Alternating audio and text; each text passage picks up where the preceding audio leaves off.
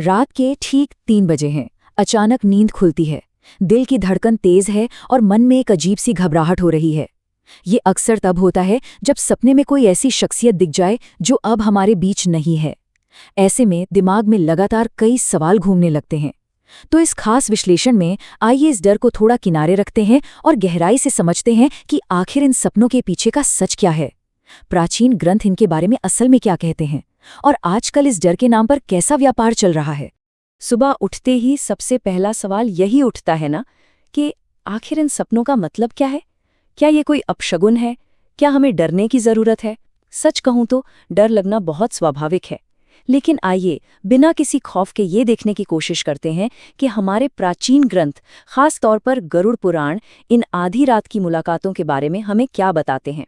तो चलिए सबसे पहले एक बहुत ही गलत समझेगा इस शब्द को क्लियर करते हैं, प्रेत। इसे समझ में अक्सर बहुत गलत तरीके से पेश किया गया है।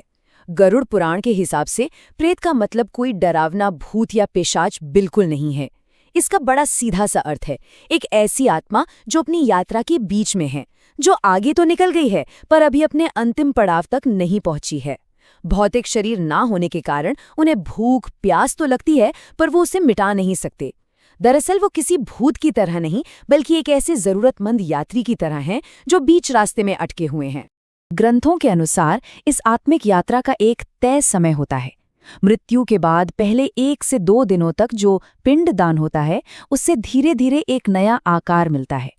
फिर आता है 13वां दिन, जब सपिंडीकरण की बहुत खास क्रिया की जाती है और इसका नतीजा, वो भटकती हुई आत्मा प्रेत की स्थिति से मुक्त होकर पितर यानी एक शांत पूर्वज बन जाती है और अपनी आगे की यात्रा पर निकल जाती है।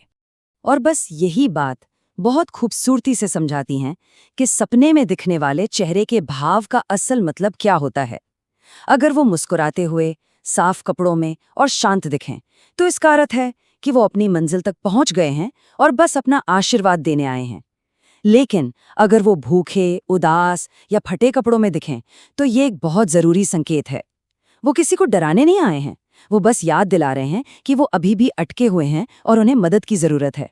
ये बिल्कुल वैसा ही है जैसे हमारे दरवाजे पर कोई मदद मांगने वाली चिट्ठी आई हो। अब यहाँ एक ऐसी अफवाह पर बात करना जरूरी है जिसने शायद समाज में सबसे ज्यादा डर फैलाया है।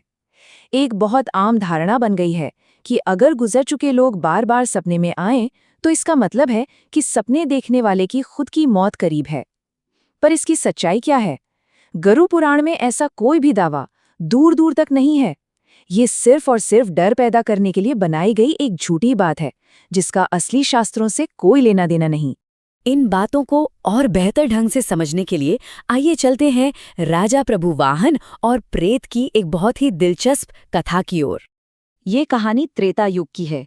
महोदय नगर के राजा प्रभुवाहन एक बार शिकार करते करते घने जंगल में भटक गए। प्यास से बेहाल होकर वो एक बरगद के पेड़ के पास पहुंचे। वहां उनका सामना सुदेव नाम के एक प्रेत से हुआ। सुदेव भूख और प्यास से बुरी तरह तड़प रहा था, पर हैरान करने वाली बात ये थी कि सुदेव ने अपने जीवन में कभी कोई गलत काम नहीं किया था, बल्कि उसने पूजा पाठ किया था और बहुत अच्छे कर्म किए थे। अब यहाँ गौर करने वाली बात ये है कि इतने अच्छे कर्म करने के बाद भी सुदेव इस हालत में क्यों था। सुदेव ने राजा को बताया कि उसके अच्छे कर्म तो थे, लेकिन उसका कोई बच्चा या रिश्तेदार नहीं था। उसके जाने के बाद उसकी याद को जिंदा रखने वाला या उसका नाम लेने वाला कोई नहीं बचा। बस एक यही वजह थी कि वो वहां अटका हुआ था। सोचिए जरा, ये कितना गहरा और चौंका देने वाला सच है। सुदेव की एक और बात सीधे दिल को छूती है। उसने अनजान राजा से कहा, आपके यहाँ आने और मेरी बात ध्यान से सुनने भर से ही मेरा बोझ हल्का हो गया है। कभी कभी किसी की तकलीफ को बस शांति से सुन लेना ही बहुत बड़ी राहत दे जाता है।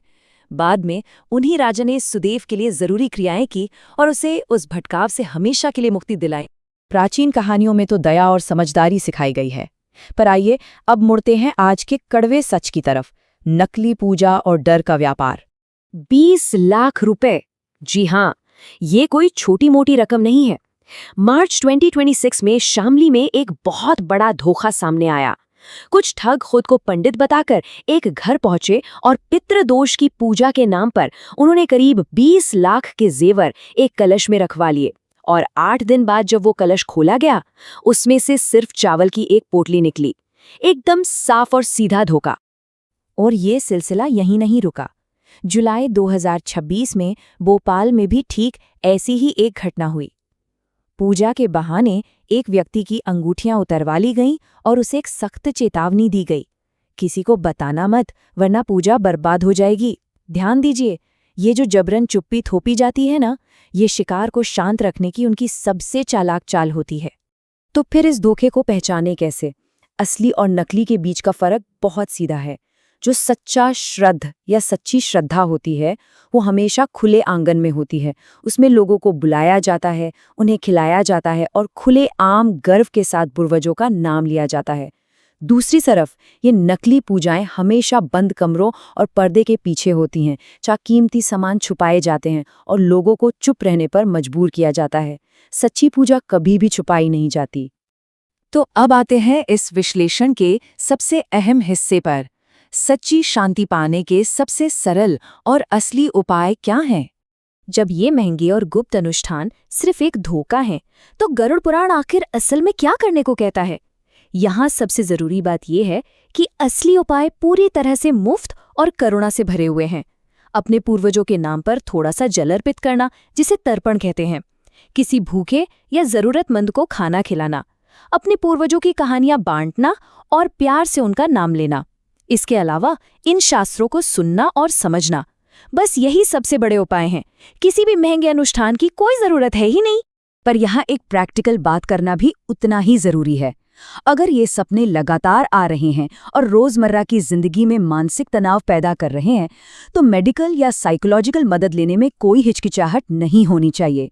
ये एक बहुत ही सही और समझदारी भरा कदम है। भारत सरकार की एक मुफ्त मेंटल हेल्थ हेल्पलाइन भी मौजूद है, जिसका नंबर 14416 है। विज्ञान और परंपरा दोनों का सही इस्तेमाल हमेशा बेहतर होता है। इस पूरे विश्लेषण को अगर हम आखिर में समेटें तो एक बहुत ही खूबसूरत विचार निकल कर आता है। जाने वाले लोग धन दौलत, सोना चांदी या कोई महंगी पूजा नहीं चाहते। वो सिर्फ ये चाहते हैं कि कोई उन्हें याद रखे, उनका नाम ले।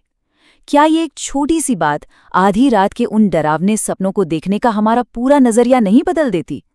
अगली बार जब कोई अपना सपने में आए तो जरूर सोचिए, क्या वो डराने आए हैं या बस याद किए जाने की उम्मीद में?